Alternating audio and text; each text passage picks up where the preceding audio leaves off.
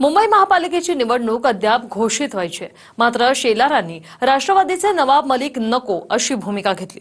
अजित पवारांच्या राष्ट्रवादीनं मलिकांना नेतृत्व दिलं तर राष्ट्रवादी महायुतीत नसावी असं शेलार म्हणाले। पाहूया।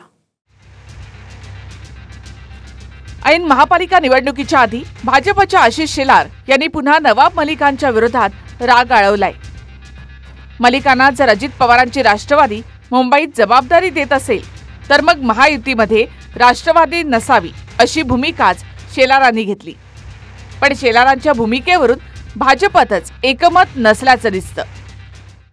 वरिष्ठांची भूमिका आणि आमची भूमिका एकच आहे। नवाब मलिक यांच्यावर असलेले आरोप, न्यायालयाने दिलेले निर्देश, या सगळ्या प्रकरणानंतर अंडरवर्ल्ड, हसीना पारकर ज्या पद्धतीचे आरोप आणि केसेस, अशा पद्धतीच्या नेतृत्वाबरोबर आणि त्या नेतृत्वातील पक्षाबरोबर आम्ही युती करू शकत नाही।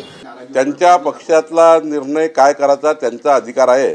नवाब मलिकांना अजितदादांनी त्यांच्या पक्षात घेतला आहे। त्यांच्यावर असलेले आरोप प्रत्यारोप विचारात करून किंवा जे काही त्यांच्यावर गुन्हे दाखल झाले याचा विचार करून अजितदादा योग्य निर्णय घेतील। नवाब मलिक आमचे ज्येष्ठ सहकारी आहे आणि त्यांचा जे काही न्यायिक प्रक्रिया आहे त्यामध्ये अजून कुठेही ते दोषी आहे असा कुठेही सिद्ध झालेला नाही। नवाब मलिक एक ज्येष्ठ नेते राष्ट्रवादी काँग्रेस पक्षाचे आहे आणि त्यांना योग्य मुंबईची जबाबदारी दिली गेली।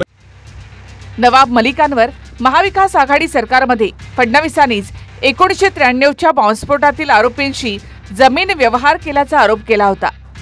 मनी लॉन्ड्रिंग प्रकरणात मलिक जेलमध्ये सुद्धा गेले होते।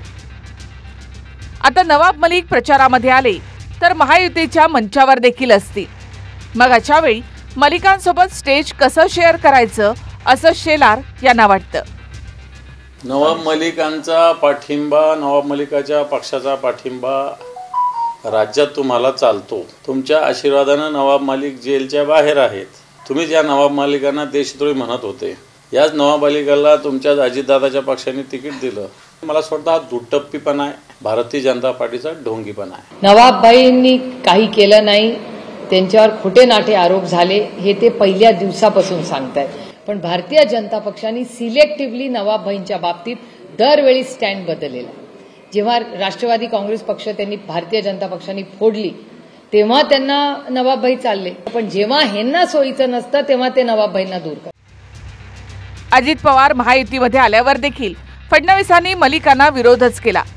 सत्ताधारी बाकावर बसल्यानंतर त्यांनी पत्राद्वारे अजित पवार यांना विरोध दर्शवला। गेल्या वर्षी झालेल्या विधानसभा निवडणुकीत मलिकांनी आपला मतदारसंघ मुलगी सना मलिकांना दिला आणि तिथून त्या आमदार झाल्या। पण अबू आझमींच्या विरोधात मानखुर्द शिवाजीनगरमधून ते पराभूत झाले।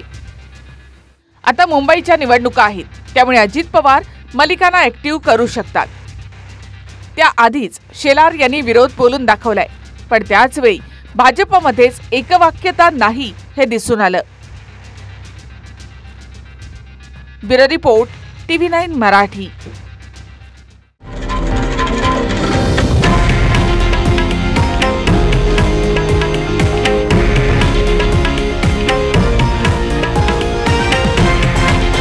हे आहे देशातील नंबर 1 न्यूज नेटवर्क आणि आपण पाहत आहात TV9 मराठी, एकमेव।